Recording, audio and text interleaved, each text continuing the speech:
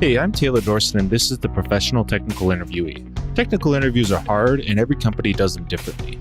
On this show, I interview engineering leaders to see what they look for in technical candidates, and then they perform a real technical interview with me. I hope you enjoy. Jorge, welcome to the show. How are you? Thank you so much. Thank you for inviting me. Yeah, absolutely. Excited to talk. Guest today is Jorge Coca. You are currently the head of engineering at Very Good Ventures. You're also the organizer, the runner of the Chicago Flutter meetup, and then very much a Flutter enthusiast. And then you hail from Spain, but you're in the Chicagoland area for many years now. Did I miss anything? Yes. Yeah. It's been a journey for sure. Great. Well, I'd love to learn a little bit more about Very Good Ventures and kind of your role there and what you and your team do. Yeah, absolutely. So Very Good Ventures is an agency. We were founded in 2018 when we started working on like the application for Hamilton, the musical, which by the way, if you haven't seen it, go for it. It's amazing. It's great. I love it. I'm a huge nerd of the musical. Let's go back to the point though. So we started working on that project, right? And they had a very like tight deadline. The Hamilton team, they don't have an engineering team, of course, right? So the challenge was like, what can we do to release this amazing product that we have in the works as soon as possible to like the Hamilton fans, right? And that's where like back then the team at Very Good Ventures, they kind of like explore this new framework coming from Google called Flutter that would allow you to write the code base once and run it on iOS, Android, right? They were like, let's give it a try. They got buy-in and turns out that it was a success, both the application and the experience, right? So that helped Flutter and for Very Good Ventures as well to be kind of like put in the map. It's like, hey, we can actually make production quality work with this one, right? So that gave Very Good Ventures the label of being the first in Flutter. Sure. But since then, we've worked really hard to shift that message to being the best in Flutter. And I say this without like any cockiness or anything, like actually with all the humbleness in the world, right? Like it's a huge responsibility to try to lead the practices, the quality, even the community culture, right? Which Flutter is amazing for that. And we want to be the best ambassadors possible of that community as well, right? So, that's the mission. That's where we are, right? Like we've been able to kind of like grow the company from 3 people that were in 2018. I joined in 2020. And now we're about like 50, I think a little bit more than 50 with presence in multiple countries like Spain, Poland, Netherlands, Brazil, Nicaragua, the US, of course, right? We go where the talent is, right? So we're very, very excited to be part of this journey. Yeah, that's awesome. And you mentioned Flutter. Basically, it's I don't know the right term, cross-functional language or cross-platform language, right? Where like you can deploy multiple different applications. It's a portable UI toolkit, right? So pretty much think about this concept that anywhere where there's a screen, you should be able to write a Flutter application.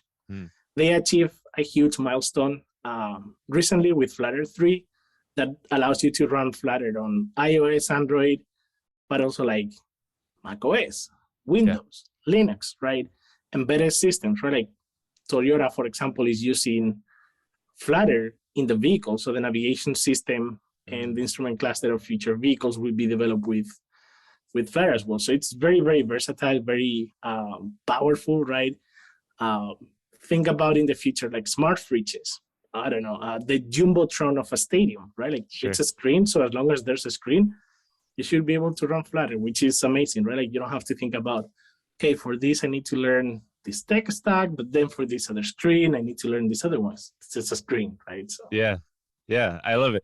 I know a handful of engineers who were into it and have really been big advocates. And yeah, I just saw that Flutter 3 news recently. I was like, oh, it's good to hear, because I haven't been in the know as much, but I was doing some research before our conversation. I've just always heard the people who I do know that use it seem to really love it, right? And like be big advocates for it. So, and in the agency space, it's interesting, right? If you are those like the person or the company that's doing it, right, you can kind of build a name and a reputation for yourself. I haven't had a lot of guests on who've been in that position where like they are the subject matter expert for this thing, right? So is that Are That's people coming to you saying we want to do Flutter work, or are people coming to you with projects and you're saying, okay, here's how we can do that in Flutter, or is it a little bit of both? I think that has changed. Definitely at the beginning, we had to do a lot of convincing, but now these days, people are coming to us because they recognize our expertise, they recognize the brand, our presence in the community, which is like priceless, right? So Yeah. we've seen that change over the years, right? Like actually, our sales pitch has even changed as we go through that, right? I think you mentioned something very interesting about uh, kind of like doing that transition, right? Because actually at the beginning, when I started doing Flutter, I didn't want to use Flutter, Sure. which is a little bit weird, right? But like I was at that point working at BMW, I was the Android tech lead. And of course, I was even developing like a personal brand within the community. I was a speaker in like big events and things like that.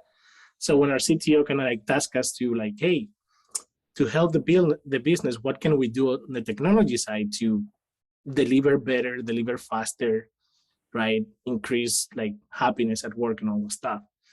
I was like, this sounds like we're going cross-platform, right? And of course, me being like the Android guy, I was like, I've invested all this time to learn and all the stuff. I was a little bit like close-minded, right? But once I tried Flutter, I was like, wow, this is a huge change, right? Like it's a huge shift in the paradigm. It was effective, right? It was kind of like predictable. There were no surprises or performance issues or anything like that. So at that point, we realized like, okay, no, this is the future, right? Even for a company at BMW back in 2018, it was still a huge change, but we made that transformation. It was a success, right? And then when I left the team at BMW, I was like, I want to build that in a company as well. I want to make sure that our expertise is available for other companies as well. And Very Good Ventures enabled like myself as an individual, but like many other members of the team as well to do that, right? So that those conversations at the beginning of having to try to sell Flutter as a possible solution, now they shifted to you are the experts. We're at your hands. Help us to achieve our goals. Flutter is the way to get there, right? So it's amazing to see how that huge effort that we made, right? Like that advocacy for like the platform, for the community, for the values that it provides, like actually had an impact. And now we're able to focus on bigger challenges. Yeah, I love it. You mentioned a little bit you were at BMW doing Android work before. Can you share a little bit about your pathway into technology? Did you go the traditional computer science route? Were you self-taught, something in between? Absolutely. Yeah, I'm not a computer science graduate or anything like that. Um, I started actually, even when I was in high school back in Spain, I wanted to be a sports journalist. Oh, I'm a interesting. huge soccer fan, but I always liked the sport from the data analysis, right? Like I was the kid that would look at what's the weight of this player that plays for the second division team. Very, Sure. very Yeah, yeah. weird, but that's what I liked. Um, but that had really no future. At least I thought it had no future. I was really good at math and physics, so I decided to go for an engineering degree. And in Spain, I started something called telecommunications engineering that is very similar to the electrical engineering degree here in the US. I had a few programming classes that I failed multiple times. It was too abstract for me. I'm not a very abstract person. I'm very visual. So it wasn't until I got exposed to like just pure HTML development, like, oh, here's a link. You tap the link and it does something, that I started like connecting the dots, right? Uh, I was still very bad at programming, but at least it started to make more sense, right? I had the opportunity to come here to the US to get a master's degree at that point. And at that point in Spain, through that kind of like visual iterations, I learned a little bit of iOS development. I learned a little bit of like Ruby on Rails and things like that. And I was like, I like this. I want to get better, but I don't want to be doing like this. Like, I still don't know a lot of like when my teammates, they talk about like DevOps and cloud and Sure. Yeah. all the stuff. It's like, well, I understand what they're talking about, but that's not definitely my field. Um, so it is when I came here to study my master's degree in Chicago that I was like, okay, I think I'm going to be a software engineer. I still didn't have any confidence or anything like that, Sure. but I thought like, well, let's give it a try. I thought that I was going to be back in Spain 1 year anyway, so but here I am, right? Like I got my first job as a Ruby on Rails developer for a advertising agency focused on like the Hispanic world. So actually speaking Spanish was a huge advantage for me. And then I transitioned to a consulting company called SPR, in which I actually think that that was my real first professional job. I had a huge like network support of mentors, great teammates, great managers, great company, right? I had the opportunity to work with like some of the big companies here in Chicago, like Groupon, Orbit, that is now Expedia, Innova. So even though I was a consultant, I grew and learned a huge amount, right? Like something that was priceless, which gave me the confidence then to kind of like apply for a job at BMW when I was like, wait, there's a tech team here in Chicago that works on connected cars and all that stuff. It was crazy. I'm not a Yeah. car person, in the sense that like I don't know what a gas engine power and all the stuff means, Sure. Yeah. but I'm a huge nerd of like the digital experience within vehicles and things like that. So I applied for a job. I got it. I was the first like Android person within the organization here in Chicago. So that helped me to kind of like put together a team, start developing with the practices that we did. And eventually we expanded that practice from Chicago to like the teams in Germany. Then I had teams in China. Eventually the company expanded also to Brazil, to Portugal. And that gave me the opportunity to travel a lot, to coach and mentor a lot of teams, right? Mm-hmm. And when it was time to think about, okay, the iOS team is like 100 and something people, and in the Android team we're 20 people, we never gonna achieve the same business goals, right? And that was bad for the organization. So that's what got me into Flutter pretty much. So it's a little bit of a traditional path once I got to the US, but definitely in Spain, I thought that was gonna be putting satellites in orbit, right? Like I never thought I was gonna be in front of a computer the whole day. Yeah, interesting. That's very interesting. And then, what led you to Very Good Ventures? Do you just want to continue doing that Flutter work, or get back into the agency space? Yeah, that's a great question. When we started using Flutter at BMW, it was a huge learning experience, and we definitely like put the framework to the test, right? But after a while, I realized that I was building the same product that I already built in Android, right? So I was kind of like craving for a new challenge. And I had the opportunity back in 2019 of speaking at a conference in New York called DroidCon New York. Mm-hmm. And I was speaking about Flutter because we were already like using Flutter and all the stuff. And there were like a few people that were really like Flutter enthusiasts. There was like a Google engineer working on the Flutter team as well. That was kind of like also like in the orbit of Very Good Ventures, right? Very Good Ventures, our headquarters are in New York, right? So I connected really well with those folks. And by the time I was kind of like thinking about leaving BMW, I'm going to have to give up some of the perks, but I think it's time for me to be excited about a new challenge. I just went back to that like experience that I had in New York. And I was like, it's time to kind of like take a bold risk, right? This is a very small company. It's definitely not the size of BMW and all that stuff. But at that point, I just wanted to keep working with the Flutter world. Very Good Ventures, not only the people gave me like a good vibe, but if you think about the brand, is like the unicorn with the sunglasses and all that stuff. It's very like kind of like friendly, right? Like you could have a plushie of that and be very, very happy. Yeah. So like, I'll give it a try. And I talked to David, who's our founder, our CEO, and I think immediately we were like, you know what? There's gonna be challenges. Of course, we're growing a company, but I align. Like there's some understanding of what do we think about work, the service that we want to do with clients, right? The culture and all that stuff. We don't know everything, and I'm a person that like is actually comfortable hearing from someone like, we don't have an answer. Let's work it out together, right? Sure.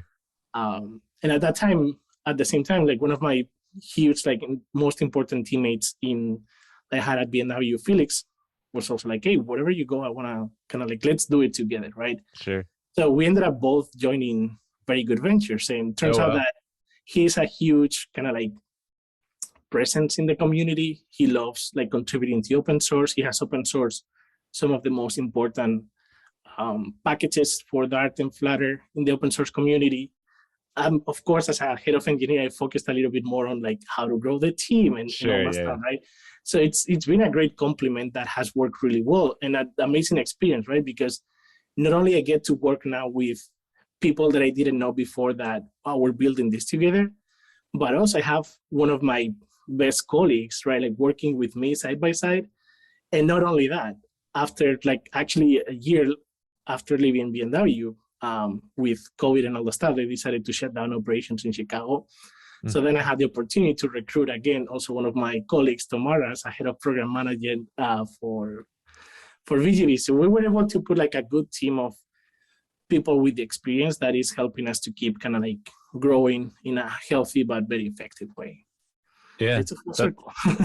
That's awesome. That it's good to hear too, right? Because when you're actually excited about your role, it feels very natural to try to get people on board, right? Like you can say, like, "Come join me. Here's all the cool stuff we're doing," right? Instead of "Come join me," maybe you'll like it, right? Yeah, and I think that everyone has been excited about the challenge, understanding that because like working for BMW, like a huge corporation with resources pretty much for everything, it's a very different experience. That all of a sudden trying to like what we sell, our product is expertise and time, Sure. right? Yeah. Time is the limiting factor because it always decreases, never increases. Yeah. But that's our product. We offer our expertise available to other companies, right? But that's really hard to do when you're just starting to, like, if you're a company of three, it's like, who are you to claim expertise in any field, Sure. right? Still, we tried, we did experiment a lot. We started like building confidence, right? Like we always knew that without losing the positive attitude and the values of the community and what we wanted to build as a company, and through like strong like coding values, right? Like when we talk about how do we execute our project, like our promises to our clients, the way we deliver through testing, through automation, through good architecture, right? Like it's not just words, like we can put it in action, right? And that's why we actually are never afraid of open source in our work. Actually, we like working in that model, right? Because it's kind of like a stamp of approval of this is how we set our standards. If you work with VGV, that's how you're gonna get like what you're gonna get, right? So yeah, it's a fascinating journey. Yeah, that's a really interesting idea. So you mentioned your company's grown from like 18, 20 people when you started to like over 50 now. So I'm assuming you've done a number of interviews over the years? I have, yes. Yeah, great. What are you typically looking for when you're evaluating technical candidates that are coming through? So that's a great question, right? There's a few things. Like, first of all, is that I like to work with people that kind of like understand and they can either represent our values as a company, right, without an effort, without having to make an extra effort. What do I mean by that? One of our values is to be collaborative partners, right? So one of the things that we try to put in practice during an interview is like, let's solve this problem together, right? I'm not that interested in actually getting an accurate answer. I'm just trying to understand how we can partner together. During that process, you realize who's actually up for that situation, who likes to kind of like pose questions, have that back and forth, or who prefers to kind of like, no, let me go to a corner, solve my problem, and I'll come back with an answer, right? That's very important for us because we're consultants, right? It is in our nature to help other people, Sure. right? So you can be like a magician, a wizard solving technical problems that if you don't want to collaborate during that time, if you don't want to help your team, help our clients to grow and elevate their practice, right? Then we might not be the right fit for that person, right? Just because we are selling something else, right? So that's one of those things. It's literally like those interactions. Like, do you want to collaborate? Are you friendly during the interview, right? Like, that's another thing that it's not all about the technical output of the interview. Of course, we evaluate that, right? Like if we're trying to write a unit test together and we cannot make that happen, and in reality, there was no kind of like reason to get stuck. Like sometimes, hey, like life happens and you don't know, but like there are things that we should be able to solve, right? But if you don't do that in a friendly manner, right? Like, you know how sometimes in an interview, you might be talking to a candidate and you don't just get that level of response. Or like if you're doing like an interview, for example, with a pair of people, right? Like there's candidates that won't speak to women for whatever reason, right? Sure. Like, or won't speak to the immigrant, right? Like, we have seen those kind of instances, right? Like, well, then it's not a good fit as well, right? So ultimately, it's not that much for me about that technical thing, because we can teach it, we can coach it. It's honestly any technical challenge, most of the times it's just a matter of practice. Yeah. Right. Yeah. And effective practice. But it's the other aspects of the job, right, that they cannot be that coachable.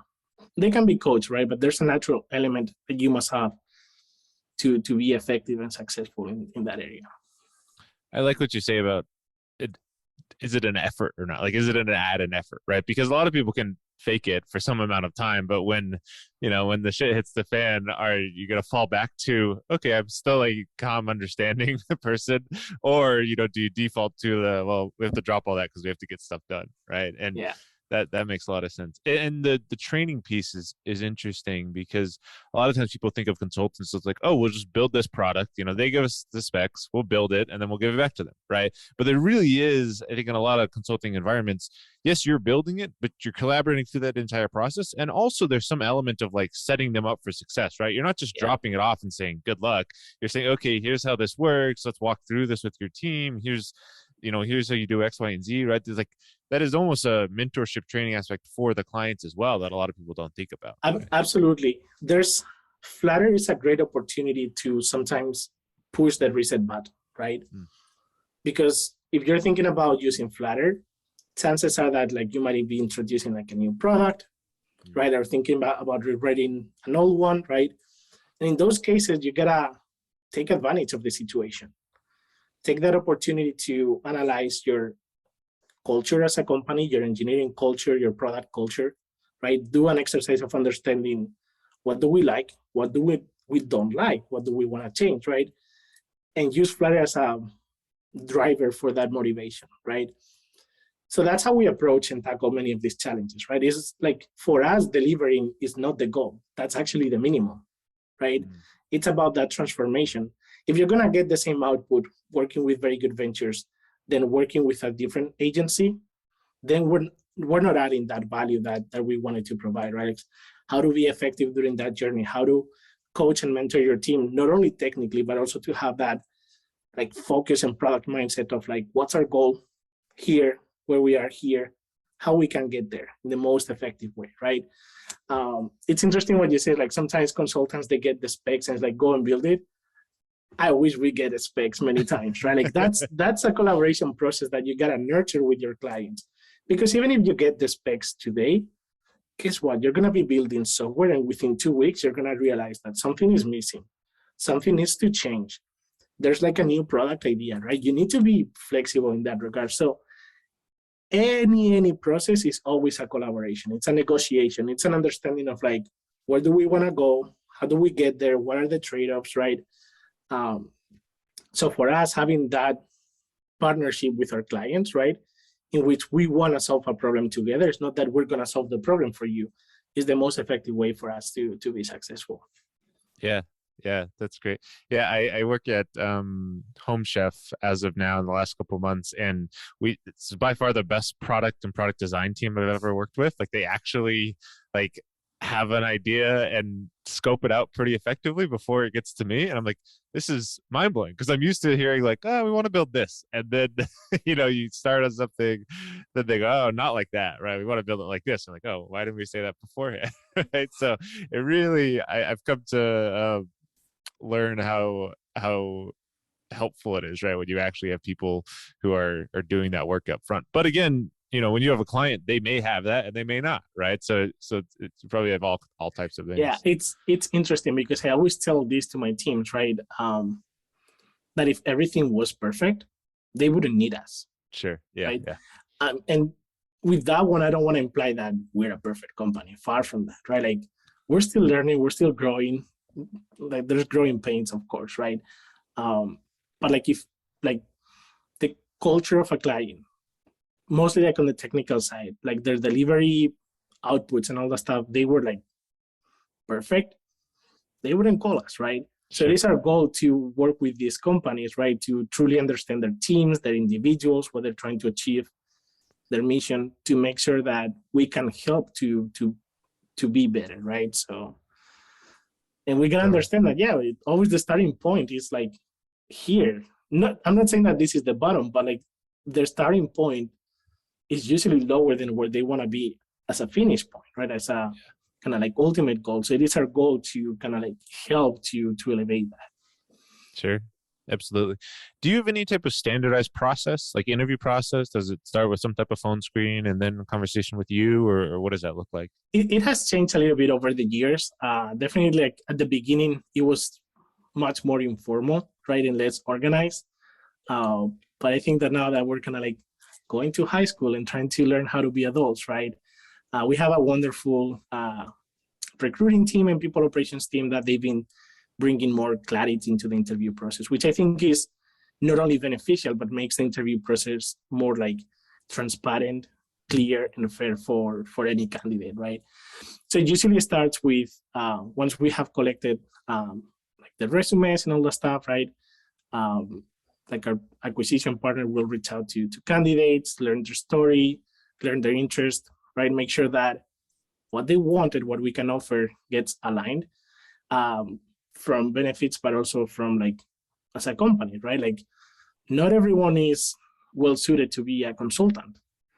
Even successful consultants, maybe they're well suited in a very particular period of their life, right? And then they want to try something different, right? And it's very important to understand what's the art of the craft of being a consultant, right? Like the trade-offs, how you're going to spend your time, right? Like we don't want to create like false expectations for everyone, because otherwise we're not even helping them to be successful, right? So once that happens, if we decide to move to the next phase, then that's usually like an interview with me and the engineering team. That will have to change at some point as we grow, right? Like that, I don't want to be the bottleneck for the team, but like most of the times I get involved in that process, right? And at that point, I try to assess, like as I said, like it's all about like that collaboration aspect. It's like, if we're going to be working on a problem together, do we want to work together? Actually, that's the first question that we need to solve, right? And knowing that interviews is a two-way street, right?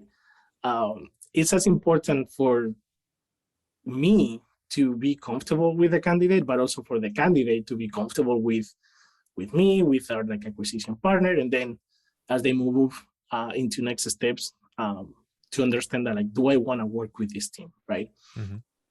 So after that, like if everything goes well, then there's usually like a team interview, right? Is very much like applied to collaboration, right? I like to ask candidates, if you have already a project that you like, right? Like that you feel really comfortable explaining it, trying to add new features, if it has like a decent amount of tests and all that stuff, we can use that as a starting point. Sometimes candidates, they prefer to be like, no, can you give me like an assignment so I can understand what are the values, your coding values, what you value and all that stuff. We try to be very upfront with our expectation, right? I'm not the type of manager, or we're not the type of company that gets pride in saying no to candidates. Right?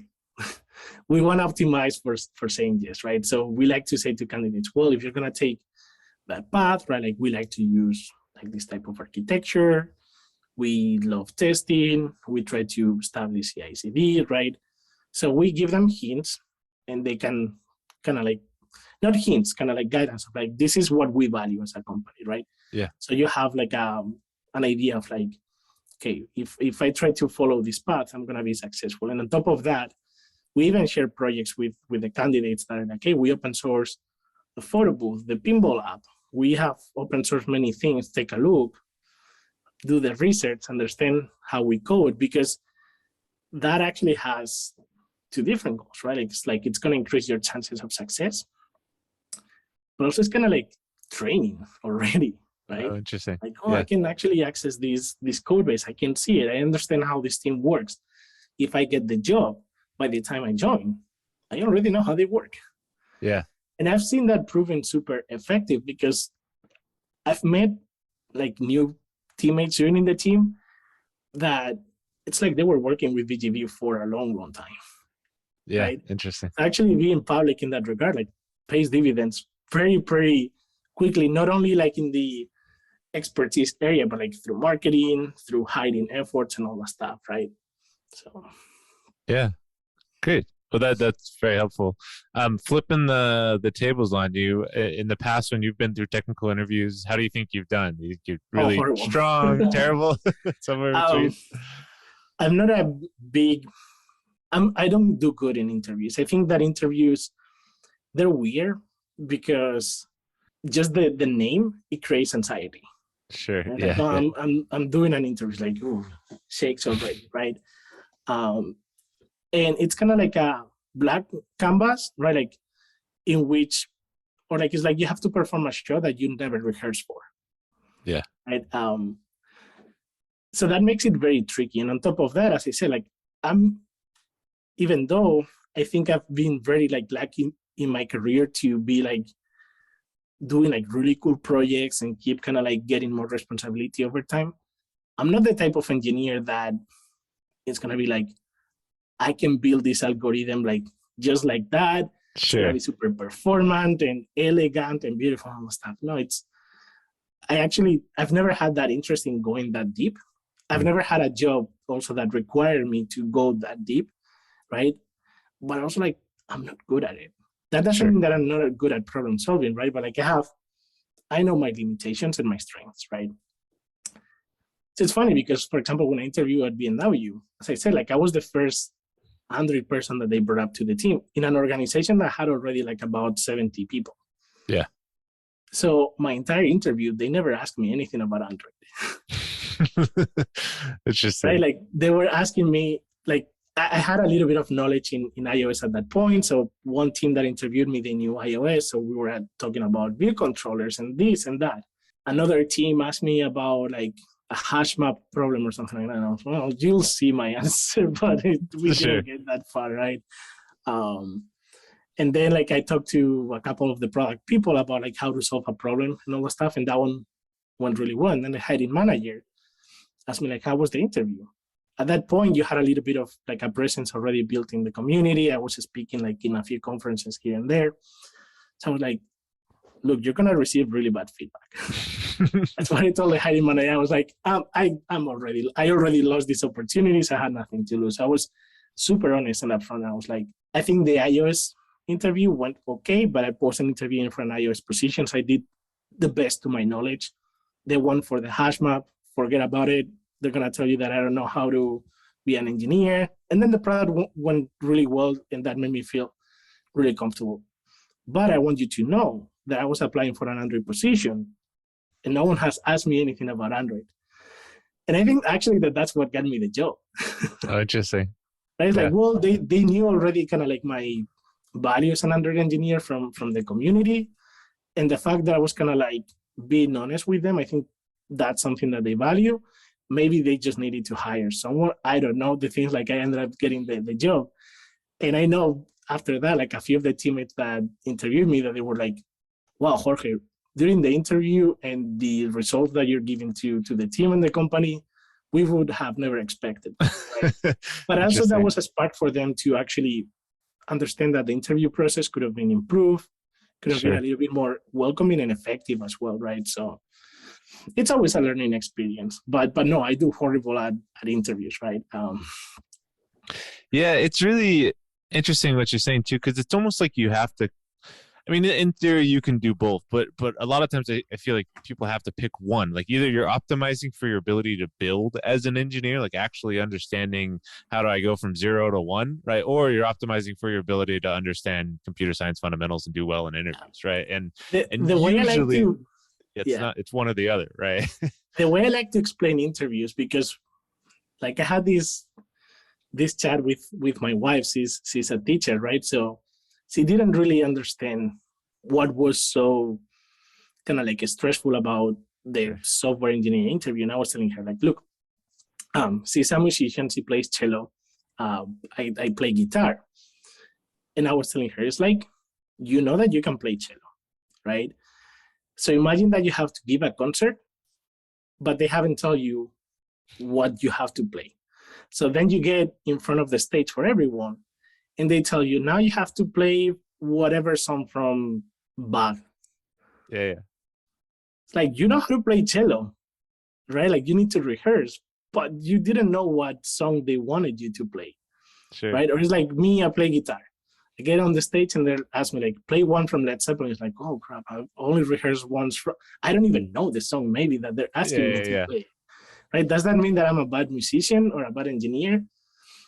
No, but there was not really like a good understanding or a good expectation set up front of like what you wanted me to prepare.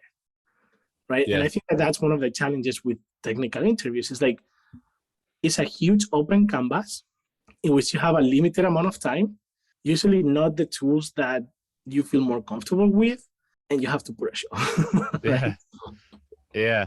That to That's me, a great that's why I example. try to and with the team as we kind of like analyzed and try to make interviews more welcoming, it's like it's not about that technical output, it's about the collaboration. That we don't know an answer to a question, don't worry, let's figure that out together, let's Google it, let's get to that point. But like how you actually react to those circumstances is what we think is going to make you successful at work, right?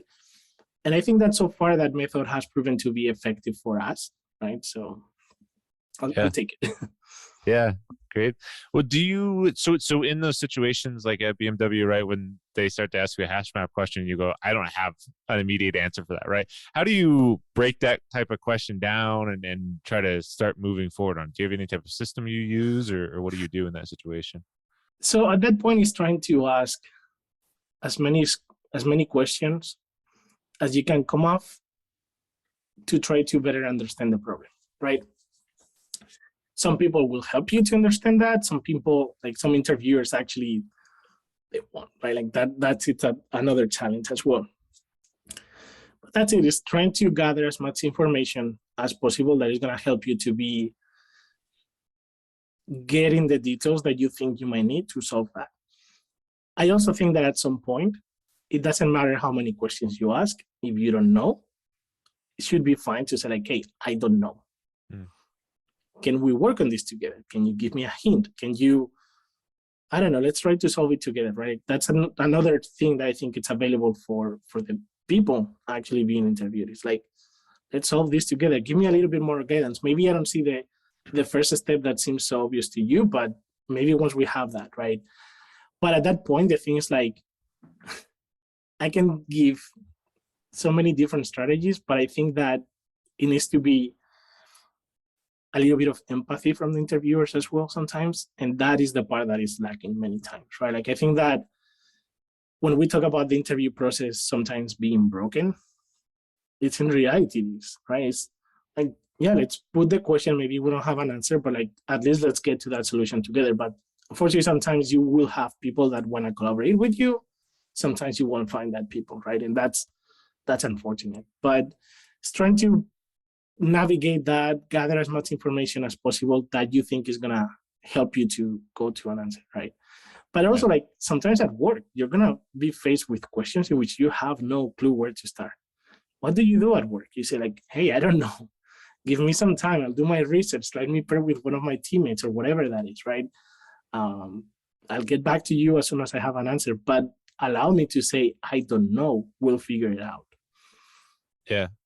Yeah, that's all great advice. And that like basically trying to collaborate with people during the interviews. I think that's one of the best pieces of advice I've ever heard is I often ask like, does this make sense to you? Or like, what do you think? Right. Trying to pull them into the exercise too. Cause and that's also the easiest way to tell, okay, is this person thinking of this like we're working on this together? Or is this person thinking I have the answer and you have to do all the work, right? And you have to get there, right? And it is eye opening when you realize, okay, well, they're not going to give me a lot of help.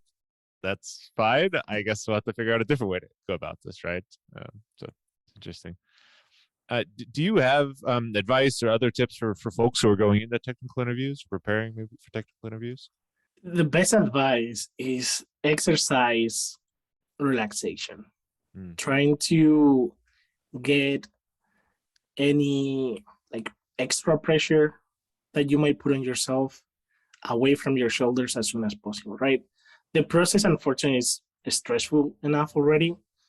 But I think that one of the things that I've noticed is that there's even like an added pressure sometimes, right? Of like, oh, this is my dream job. I gotta do this and all that stuff, right?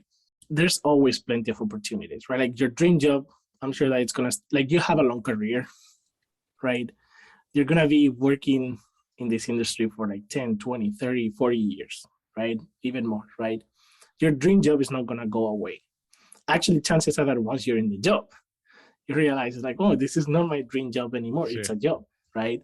You can like it a lot, but sometimes there's different opportunities, different whatever, right? So to me, the most important thing is like, I like to see, and this is what I try to nurture during the interviews, the best version of yourself, right? Like, what can I do to make you feel super comfortable?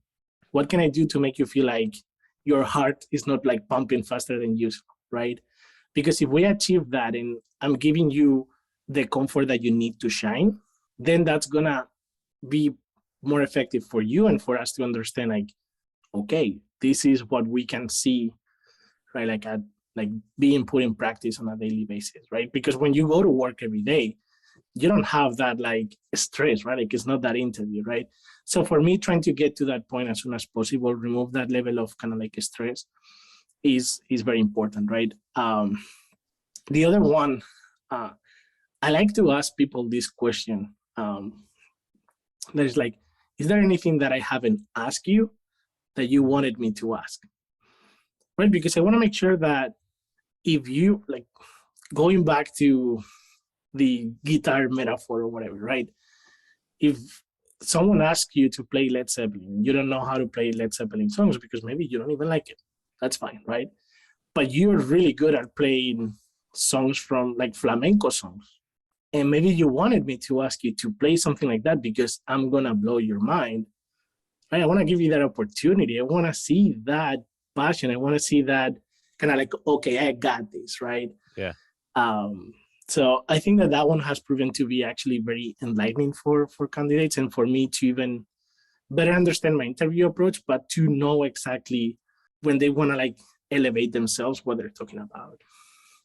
Sure. And as a interviewee trying to find ways to weave things in that may not have been asked, like if someone doesn't ask you that question, it maybe doesn't always feel 100% organic, but I think it's often better to add that thing in that you want to mention, right, rather than just let that opportunity pass, even if you have to squeeze it in there a little bit, because it does, if it shows something, right, that the interviewer might not have been asking about, that's useful for you, right? That requires though a level of self-knowledge, sure, that sometimes it's hard to even have, right?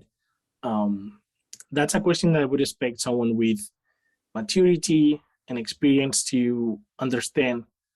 I'm good at this. I can still grow in these other areas, right? If you ask someone like out of college, maybe they can give you an answer. Maybe they're like, I've never done that exercise in my life because guess what? I just finished college. I had enough already, right? Who knows, right? So it's not a question that like I wanna like I ask trying to add extra pressure, but I want to make sure that you don't leave anything on the table when it comes to selling yourself. Yeah. Right. As I said, like if they had asked me that during that interview at BMW, like, is there something that we haven't asked you that you would like us to ask? We would have done another interview, right? Because I was like, hey, you haven't checked my knowledge in Android. You haven't like even explored like my leadership capacities within a team, right? Like we haven't even talked about what's my vision. I was the first Android developer. We never got to talk about how do we want to get started with coding practices, our testing approach. Do we know CI/CD and all that stuff, right? Yeah. It was a very weird interview that ended up like landing in the right place, right, and going in the right direction. But if they had asked me that, they would have realized like, wait, this actually engineer knows what we're talking about. Just like we didn't exercise that during the interview. Yeah, that makes a lot of sense. You mentioned folks coming right out of college. Do you have different advice, or maybe additional advice for early career folks? Maybe this is their first or their second job search. Is that there's many, right? But as I said, like, don't give up, right? I think now we're in such a market that you have more leverage into finding what you want to be and what you want to do. But the most important one is like, don't give up, right? Like there's always new opportunities. just be a really nice member of the community, right? Software is fascinating, right? Uh, because you get to build something out of nowhere, Mm. right? You get to build something that can have like a big impact, right? Um, you get to meet a lot of people that you're gonna influence and impact. So make sure that that influence and that impact, it's a positive impact, right? Make sure that when you interact with someone, that it's always like you're always gonna leave like a good taste, like not in their mouth, like that sounds weird, but like that when you interact with someone, when you partner with someone, when you pair with someone, right? That is always a positive experience, right? It's an industry, it's a field that can give you a lot, Mm-hmm. right? But can also destroy a lot. Sure. And that's the sad part of it, right? So if we take that opportunity to keep trying to do our best, right? To try to be good teammates, good mentors, good learners, right? Then the sky's the limit. You're gonna have like a great network of peers, colleagues, teammates that are gonna be there to support you, and you can support others as well, right? So to me, that's the best advice. It's like as you're gonna grow in your career, the most important thing is not the technical side of things. Sure. That's actually you're gonna realize that at some point, even if you're fascinated about that, that's the easy problem to solve, right? It's those relationships that we build, the ones that we gotta nurture, protect, right, and kind of like optimize and elevate. Yeah. Yeah. That's a great point that I don't think I've had really guests have mentioned in the past, is that even right out of school, it makes sense to focus on, I was going to say empathetic engineering, but just like treating others the way you want to be treated, and like recognizing that like these are the people you're going to work with over the course of a career, right? Like especially in a smaller area like Chicago, really, I don't know, outside of just you build a reputation, and that kind of follows you from job to job, right? So it makes sense to at least be conscious of that right early on. Absolutely, yeah. It's such a thing that what you're gonna remember from your first job, your second job, your 20th job, whatever that is, it's not gonna be the amazing method that you wrote, Sure. right? Like actually, you won't remember what you did on Monday when it comes to that, right? Yeah. But you will remember that amazing project that you had with your team. That even though it was like, oh, we had a deadline and we had to work really hard, we were all in the same team. We were all kind of like trying to achieve the same goal. We were supporting each other. In the same way that if you have a horrible experience, you will remember that and it will mark Sure. you for life, right? So that to me, that's why I say that the technical side of things is just like, yeah, it's our job, it's what we have to do, it's the problem that we're solving, right? But at some point that just becomes practice, practice, practice, right? But if you don't build like a good network of relationships, that reputation that you have and all the stuff, it's not gonna get you anywhere. Or the problem is like sometimes it does, and it puts you in a position in which like actually your impact is negative in a much broader Sure. sense, right? So Yeah. Absolutely. Well, before we move into the technical portion here, any interviewing horror stories that maybe folks can relate to? You mentioned this one at BMW. It doesn't sound like that was a horror story, right? That no, didn't go ideal. But anything you want to share that I'm folks I'm might be also able the to? type of person that always sees the positive in any situation, right? So I've had instances in the past in which like I was going through some experience with someone else, and they were like, "My God, did you see that it was horrible?" And I was like, well, no, I think that if we do this and that, we can improve that way. They're like, the fuck are you talking about, right?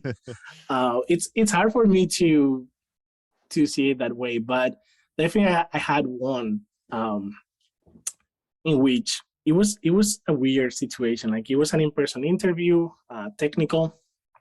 I got in a room and it was like a decently large but like very skinny room. So there was one chair in one end and one chair in the other. They made me to sit down and I was like, where's the whiteboard or anything here? I don't know. It was very weird. So I was sitting down, one person came and they were like, my name is, I don't remember the name. Even if I did, I wouldn't mention it, but I don't remember the name. They were like, do you know what's the n plus one problem? I was like, excuse me? Yeah, do you know what's the n plus one problem? I was like, no, can you help me? And they were like, no, interview is over. Then they leave the room.